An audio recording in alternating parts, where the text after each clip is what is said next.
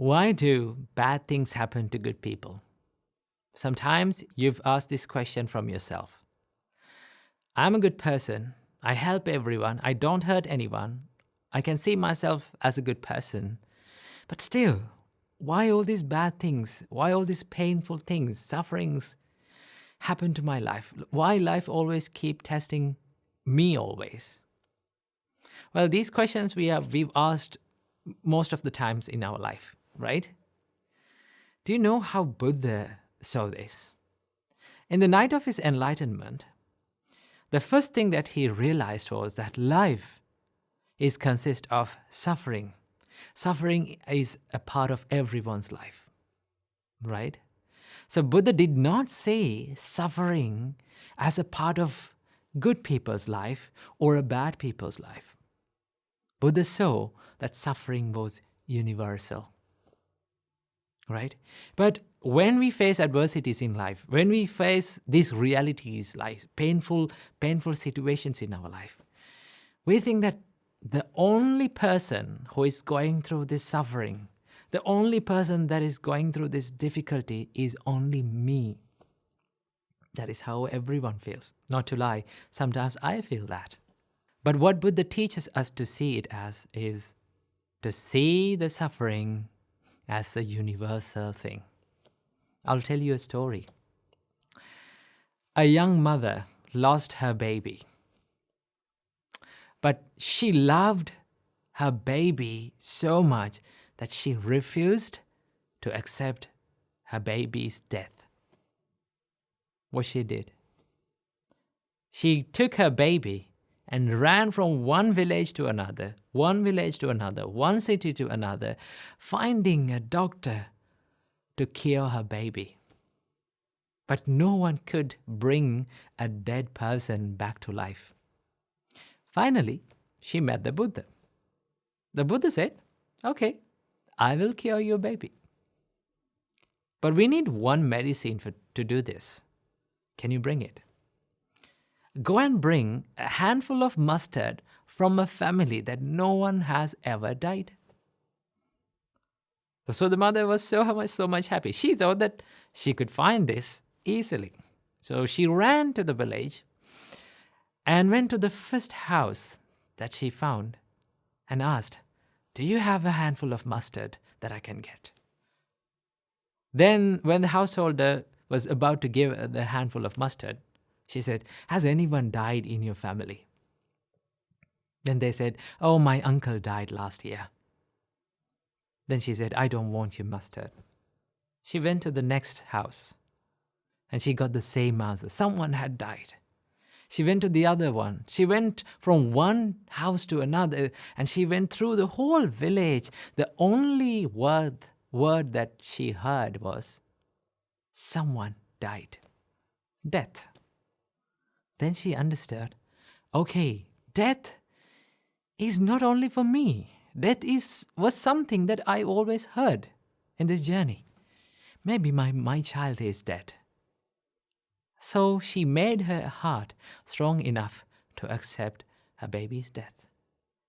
She went back to the monastery to meet the Buddha and thanked the Buddha for curing not the baby, but her heart. What Buddha teaches us to see about life is that to see the suffering as universal. So next time when you go through a difficulty in your life, and the next time when you go through a hardship, painful feeling in life, understand that you are not all alone. There are so many people who is going through in life that's in the same situation, the suffering. Okay? Most of the time, we try to remove the suffering from life. We always wish that this suffering was not there in our life. Right? We go to sleep thinking that next day morning when we wake up, all these things will be a dream. All these problems will disappear. But the reality is, when there is suffering in life, there is suffering. So that the first thing that we need to do is that accept that there is suffering in life. So the whole point of realizing the first noble truth in Buddhism is to accept the suffering as it is, to see the suffering as it is. Only when you accept the suffering, we can cure it. We can find a remedy for it. First of all, you need to accept that there is pain and suffering in all of our lives, right? And then we can choose what to do with it. Most of the time, we spend a lot of time worrying about changing what we can't change, right? But it all depends on how you choose to react to these experiences in life. Most of the time, these painful feelings, sufferings that comes to our life are blessings in disguise, right? If we did not get difficult situations, if we did not get hardships to our life, right, challenges in our life, how can we develop a strong mindset, right? There's a saying that if you need to learn how to swim, what do you have to do? You have to jump to the pool. Somehow, you have to experience how drowning feels like.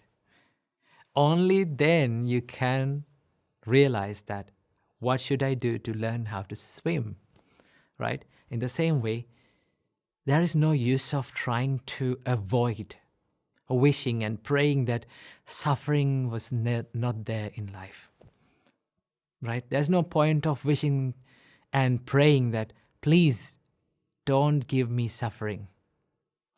Always wish a mindset that you can face strongly to all these sufferings and painful situations in life.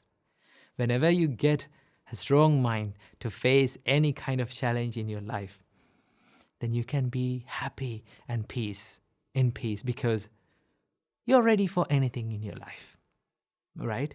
So always wish a strong mindset that you can face any challenge, any difficult situation in life. So remember that not only bad things happen to good people, good things also happen to good people. And also, sometimes you may think, why all those good things happen to bad people, right? It is not always the case. Good things happen to bad people, and also bad thing happens to good people. That is the law of this world. So we all need to develop the mindset to see the suffering as a common truth to everyone, not a personal thing. So I wish you all, may all of you be able to develop a strong mindset to face any challenge in all of your